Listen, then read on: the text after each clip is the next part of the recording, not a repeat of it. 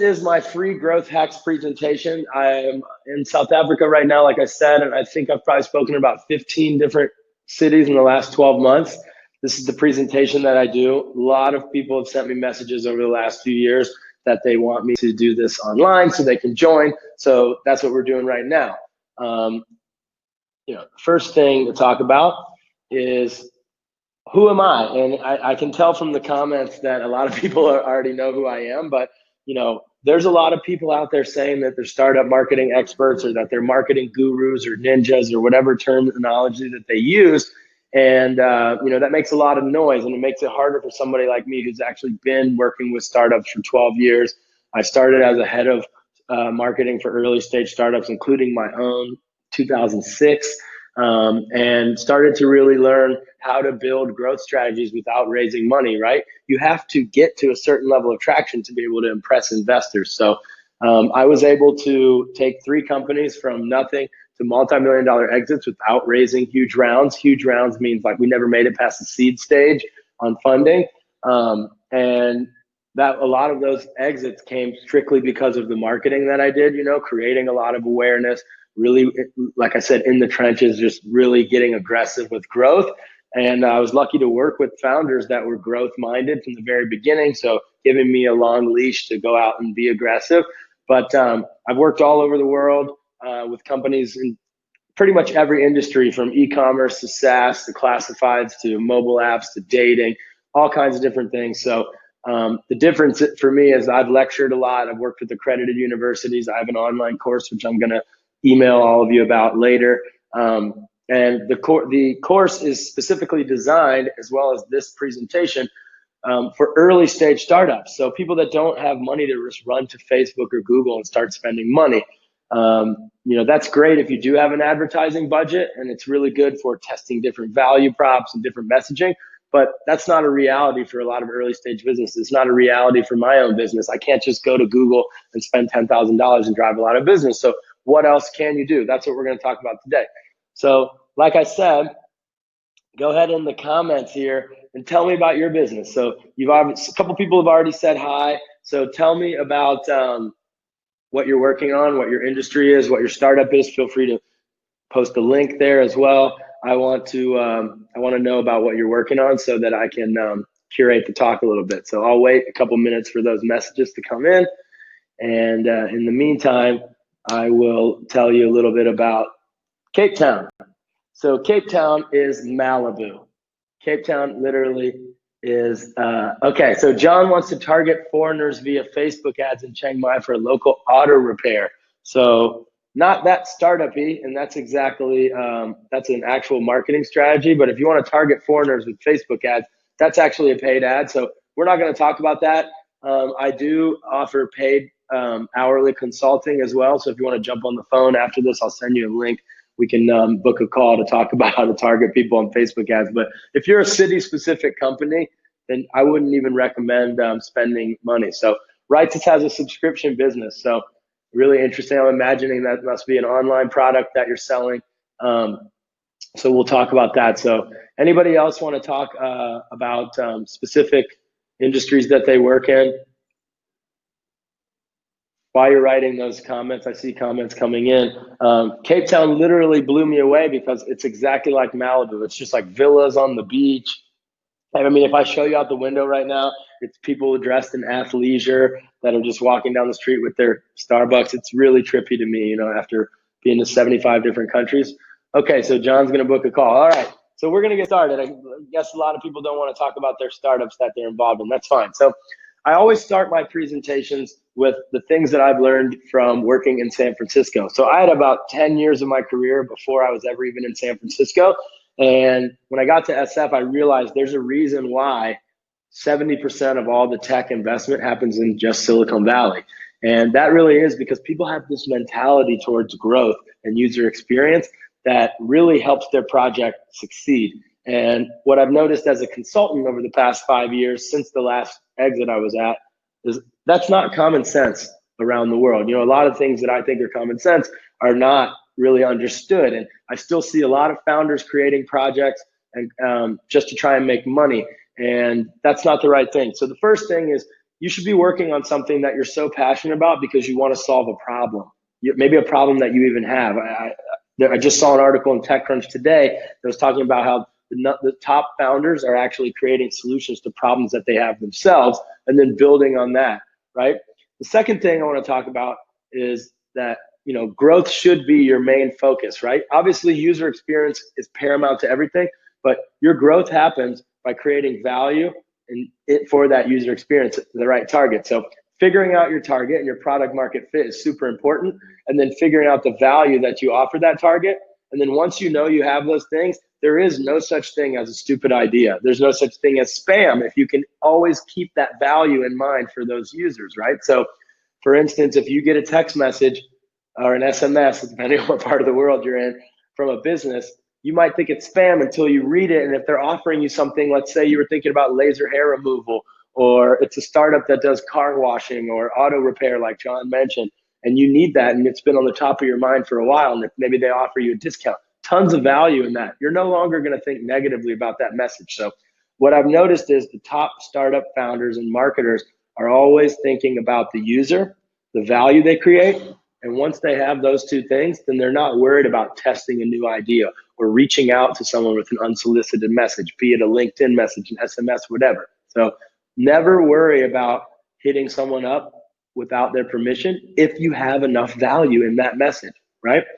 So like I said, there's no such thing as a stupid idea, and there is no reason not to test something. If you test a new method or you test a new channel, make sure that you have your analytics set up, which is my next thing I always talk about. Oh, I'm sorry. The next thing is getting a return on your time investment. So at this early stage of your business, you're not going to be spending money with any of the strategies that I'm going to go over, but they're going to take a lot of your time. So the first thing that people raise their hand after I do these presentations and ask me is, Andrew, you just went over a lot of different strategies. Everything sounds great, but I also have to do HR. I also need to work on the product. Like, how do I prioritize this? And the easiest answer to that is you test everything, but you kind of prioritize what the lowest hanging fruit is based on like what you can move quickly with. What takes the least amount of stakeholders? What can you do on your own without dev help or without hiring an outside consultant, which is most of the stuff. But you also want to test evenly. So, you know, I'm going to show you how to make a content or a marketing calendar and how to break things down to make it more achievable or attainable for you. But you want to be looking at your time just like you're spending money, right? What is the one thing that we really have in common with people that have billions and billions of dollars? It's not the same bank account. You have the same time account. So you actually need the same time investment return as everyone else. So a startup founder is truly the chief everything officer. So if you're able to spend a certain amount of time per day only on marketing, then you need to make sure that you're maximizing that time investment and you're spending your time budget as wisely as you would money, right? If you were spending $1,000 a day on Facebook, you'd be freaking out and making sure that you were getting your return on investment. But a lot of times I work with founders and they just frivolously spend an hour on Twitter here and an hour working on email marketing there. And you're not going to ever get the return on time investment, and you're not going to get that early stage traction that your business deserves. So I need you to look at your time like it's money, spend your time evenly, and analyze the channels, and then optimize for your return on time investment, which brings me to my next point, which is all about your tracking. So early stage companies, they're like, you know, once I start spending money, Andrew, then we'll worry about getting a solid analytics stack in place. You know, right now we're just posting on Facebook and whatever, but you're not able to know what's working. You're not going to find out later on what messages work the best, what channels work the best, what strategies work the best, what times of day work the best for different things, unless you have tracking in place. And those things are so important, not just for optimizing your time spent, but later when you do raise money in your business or you do launch a paid ads campaign like John wants to launch, then, or an ad campaign like Ritus wants to launch for his subscription business, then you're going to know what's already working and you can instantly slide in and boost those campaigns with paid ad spend, right? So a couple things about analytics. First of all, you know, this hands always come up, like what analytics tools do you recommend? If you're a web-based project, just go to Google Analytics. It's so easy. It's so simple to set up. You just drop some code that at least gives you some insight right away into what's working for your website. If you're an app, I recommend AppsFlyer or App Annie. There's a bunch of other free tools out there. They're pretty much all the same. When it comes to apps, the real problem with free tools is attribution. So, it is tough to really see what's coming in through those view through windows and whatever, but that's a little more advanced. We'll talk about that on subsequent calls or courses. But the main thing that you do is you're not making decisions at this early stage without the data to back it up. So many times I've worked with founders and they're like, oh, I've been in business for 30 years. I think I know that this is the right way to go. I'm like, but you don't know, because the only thing you know is that you don't have data. Like, you need to make, and there's really two major forms of data, right? There's your analytics, but then there's also your early user feedback. You've got to be pressing users to give you feedback, whether it's asking them on social media, emailing them directly. That counts as feedback, right? One user tells you something, especially if it's unsolicited and they just message you, one user email is equal to 1,000 users feeling it. That's what I always say. So gather as much data as you can and use that data to make informed decisions about what is working, what they like about the product, what part of the product sucks, and fix those things before you launch major marketing campaigns. But try and have a couple analytics sources, especially when they're the free analytics sources. There's usually about a 10% discrepancy between the two tools. So if you're just using one, you don't even know there's a discrepancy. So try and figure out a way to get a couple different tools, and then you will definitely get more accurate data and then be able to make more accurate decisions on how to grow your business going forward. So what we're going to cover today, and I'm watching the comments, you guys. If you have any questions, just pop it up there or save it for afterwards. I guess in person, I tell people to just wait till after, but I also enjoy the people that raise their hand and interrupt me. I feel pretty good at that. So what we're going to talk about today is online PR, social media marketing, product growth hacking, event marketing, and content marketing and blogging. I say only blogging, but I definitely go deeper into content marketing. And the reason why we're going to talk about these things, and Houston, I'll get to what you're talking about there. I see a huge paragraph there. What we're going to focus on today is just these few things, because we only have a couple hours maximum. But in my course, which is called Bootstrapped, I go over 10 times this much. It's 45 HD videos, 65-page interactive workbook that includes lots of examples and screenshots and templates and worksheets and homework from my actual career. But this is all we can fit into this session. So we're going to talk about those things right now. So did it in reverse, trying to switch you up. So the first thing I want to talk about is content marketing and blogging. So, content is king. Everybody says it. And just like everyone says that they are a marketing expert, everyone talks about how important content marketing is for their business, but not a lot of businesses get it right. And there's a couple of reasons there. One is it's kind of a difficult thing to master. Like, which type of content do I create? How often do I create it? What type of content does my business, my target clientele respond to? But then also, consistency is extremely important. And like I said, you're chief everything officer and you start out really good, and then you don't really take it where it needs to go. So the problem that I see with clients that I work with is they tell me, Andrew, I wrote the most incredible blog post. We started an incredible podcast. You got a couple blog posts or a couple episodes in, and you spent 2 weeks creating it, paying money to edit it, whatever it is, and you didn't see any result. And so you just thought, oh, that strategy doesn't work for me, Andrew. It doesn't work for our industry. I mean, I can't tell you how many times I've heard that, and it's bullshit. The problem is almost all these strategies that we're going to talk about are long-term strategies. So I see that some of you guys don't have the business launched yet. That's fine. A lot of these things you need to start during the product development phase and expect for them to pay off 3 months down the line. I mean, SEO is even like 6-month strategy, which we're not going to get into right now, but I go way deep into how to do your own SEO in the Bootstrapped course. And there's no way you're going to see a result within the first few weeks, right?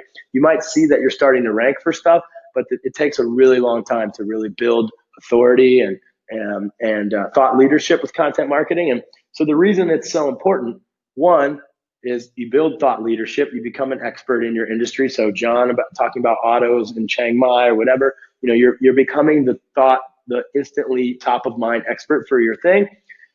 You're also building amazing links for SEO, which is huge for your business. So you're telling Google that you're a valid source for that certain search term, and you're getting linked and you're getting it going up higher. But also, each piece of content that you create is a little satellite out in the universe of marketing that brings people in constantly, literally for the life of your business, right? So if you write an amazing blog post today, it will still bring traffic in 5 years later. If you create an incredible YouTube video, it just gets hotter and hotter and hotter on YouTube and will always bring in more traffic and leads for you. So huge return on time investment if you go back to what we were talking about before. And that's why it's actually king, right? But the key is to get your strategy off the ground and not spend tons and tons of time doing it. So I'm going to tell you exactly how to do that and what strategy I've come up with. But before I do that, a couple more points about content marketing, because maybe blogging isn't the thing you want to do, but you should, because I think it's the lowest barrier to entry for content marketing. But the key is to create useful content, right? Useful for the target demographic, not really something super easy for you to create. You have to do it for them, not for you and not for what you think is cool or easy for the business to attain. If there isn't value in it for the user, it's a complete waste of your time. And that goes across the board for marketing, right? It's important to also test different things. I always say, don't do the same shit over and over again. So you're testing one kind of piece of content, you're testing another, you're recycling, and we'll get into talking about recycling a little bit later, but content recycling is all about, you spend a month writing this blog post, turn it into a video. Take that video, break it down into an Instagram video. Take that Instagram video, put it in your email newsletter. Take your email newsletter, put it in the social media. So continuously recycling your content exponentially grows your return on time investment for that content, right? So like I said, long-term focus, recycle that content. And the last thing that is really, really always overlooked is distribution of the content, right? There's two main strategies for distributing your content. There's unpaid content distribution, and then there's paid content distribution. We're not talking about paid stuff today. So we're going to talk about a little bit later about how to hack content distribution that doesn't cost any money. But the main thing there is whatever time you spent creating the content, I want you to spend 2 times more distributing the content. So if it took you a week to create it, take 2 weeks to make sure that you're pushing it out to Facebook groups or subreddits or friends and family or posting on social media over and over again, whatever it is. So always think about those things. Those are the areas where people fail at content marketing. Now, we're going to get into the blogging itself. So like I said, blogging is the easiest way to get started. Whether you're a good writer or not, you need to have a blog. Blog is a way of refreshing your content and telling Google that you're an active business. So Google comes and the spider acknowledges you and raises you up more frequently. But also, people look at that and it shows them that you're a legitimate active business, right? When I click on a new website, I scroll down to the bottom, click on blog, and I open up social media. I want to see a recent post and a recent blog post. I mean, a recent social media and blog post to show me that that business is active and they haven't gone out of business 6 months ago, right? So you don't need to post every day, but you need to be active. And that's pretty difficult to do for an early stage business. I do about 1 organic post a week, but when I started, I wasn't able to get that. So I came up with a strategy, and not just for my own business, for all the startups that I've worked with, called tribute posting. Now, this has nothing to do with any plagiarism or anything, so get your head out of the gutter there. What we're going to talk about is how to basically become your own news agency, right? If you go to any news page, let's say CNN or BBC or whatever it is, 90% of those articles are not crafted by them originally, right? They're regurgitating news from somewhere else, giving credit to the Associated Press or wherever, definitely not Fox News, but anywhere else that it comes out of. And they're regurgitating that news and then having a link to other articles at the bottom. Why do you think they do that? Because it brings in tons of traffic. That's why, literally, right? So I want you to be able to do the same thing, right? So the first thing you're going to do, you're going to hear me talk about Google products a lot here. I want you to go to Google News or Google Alerts if you want to set up Google Alerts. I do both, right? So alerts.google.com, news.google.com. Type in the keywords related to your business. So I'm a digital nomad. I like to write about and speak about becoming a digital nomad. As you see, I'm in Cape Town right now. I'm in Hong Kong next week. Then I'm in Nepal after that. I go all over the place. So I like to follow those articles and write about them. So I see this article, the third one down, or the second one down. The 33-year-old who quit her job, blah, blah, blah, blah, blah, all right? I see an article that looks potentially interesting to my target demographic. Here's the whole article, sounds cool. I want to write about it. I then go to my blog and I just write a paragraph. I write an organic paragraph which takes 5 minutes, about what I think about the article, how it parlays into my business or myself, and what I do, and then an excerpt from the article, and then a link to it. You see at the bottom here, it says, to read the full article, go here, right? To read articles that I actually wrote myself, go here, right? So you're driving traffic to that. This is actually on Medium. Medium is part of my content distribution strategy, but I definitely agree that you should use your own blog as much as possible. So basically, I put a link. That link at the bottom then goes to my actual blog. So Medium is used as part of my content distribution strategy, not as my main blog, right? So this took 5 minutes for me. Okay, I just wrote one paragraph, and then I'm posting it on social media. I'm scheduling it on my social media, which we're going to talk about social media later and how to schedule it. But you're basically quickly getting a post done, scheduling it on social media, tagging that original author, putting a couple hashtags on there, and the chance is they're going to like it, maybe even reshare it or engage with you. You're going to get access to their followers, and you're going to grow your social media. But the main thing is that you're getting a post going every couple of days, and you're giving yourself time in the beginning to create those organic pieces. You're not going to be able to move as quickly as I am now after 10 years of blogging. You're not going to be able to write pieces in a day or in a week, right? It's going to take you 2 weeks. And the longer it takes you, the more stress you feel, the more pressure you put on the piece to go viral. And it's never going to live up to those expectations. So get those tribute pieces going, schedule 10 of them on a Sunday that you just wrote about. And then you're also owning all the links that you're sharing on social media. So I was going to share this post anyway. Now, instead of sharing the original article, I'm sharing my piece that's going to drive people to a link that I own. I can refer them to other articles at the bottom. I can have a pop-up that tries to push them to grab their email address. I can do so much more, right? I can retarget them from my website.